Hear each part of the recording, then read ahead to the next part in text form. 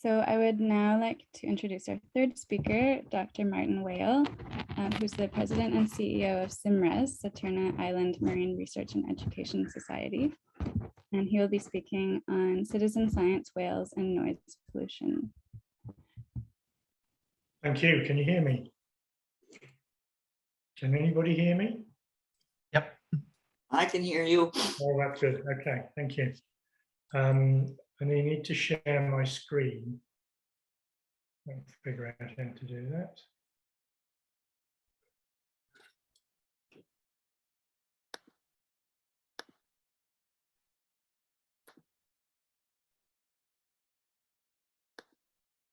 Okay, can you all see that?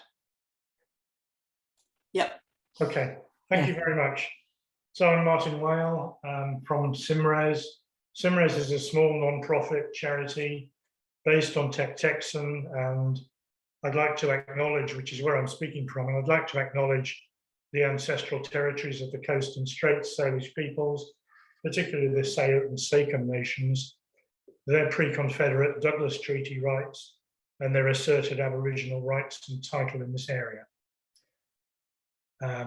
We couldn't obviously do the work without being here. SIMRES has had hydrophones in Boundary Pass since 2014 and is part of the BC Coast Hydrophone Network with Orca Lab and the North Coast Cetacean Society.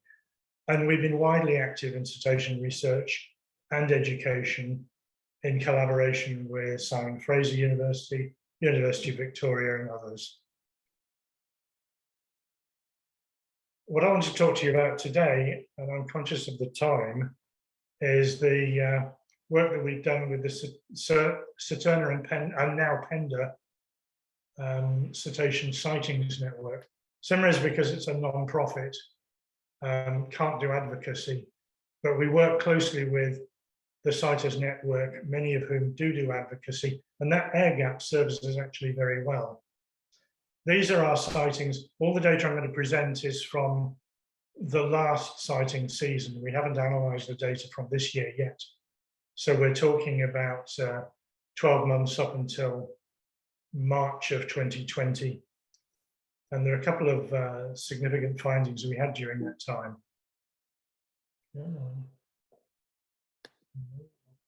There we go.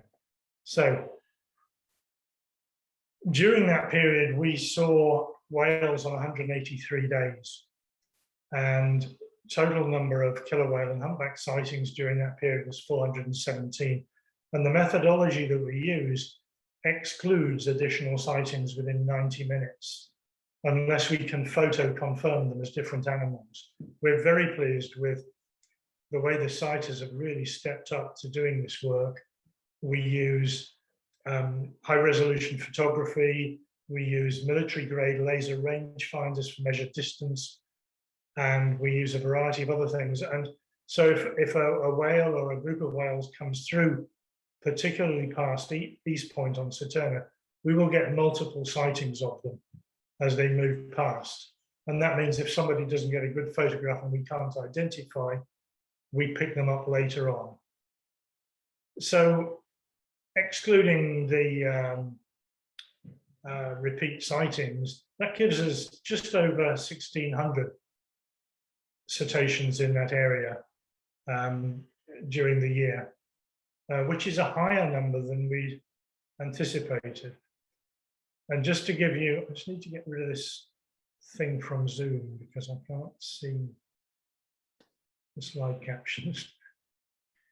You go up to the top where it says view. Yeah, there we go. Okay, that's lovely. Okay, so these are the species types and ecotypes, and the southern residents and bigs, orcas, very prevalent, but we saw a lot of humpback whales and a lot of porpoises. And I'll just run through quite quickly how this works. So, difficulty with Zoom. There we go. So, during Lucy Quayle is on the line, and I would like to acknowledge her work in this area. And we did some very high level photo identification during that period. from April to November 2020. During that time, 255 uniquely identified whales, of which 179 were only seen once. And we saw all 3 pods of southern residents. We saw 13 different matriline family groups of pigs, and we had 12 humpback whales positively identified with multiple sightings over multiple days. And particularly in June, we had a humpback mother called Heather and her calf, subsequently called Neowise, who were in the area. This is Heather and Neowise. Heather is obviously the larger animal, but the really cute thing about this photograph is that you can see Heather's eye, and she's looking at me while I'm taking the photograph.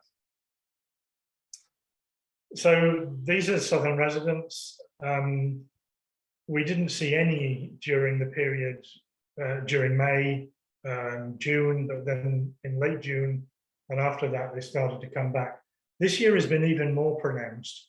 We didn't see any until September, and since then they've been coming back. So it does look like there's a shift in the pattern towards southern residents, in particular, being more present in the winter.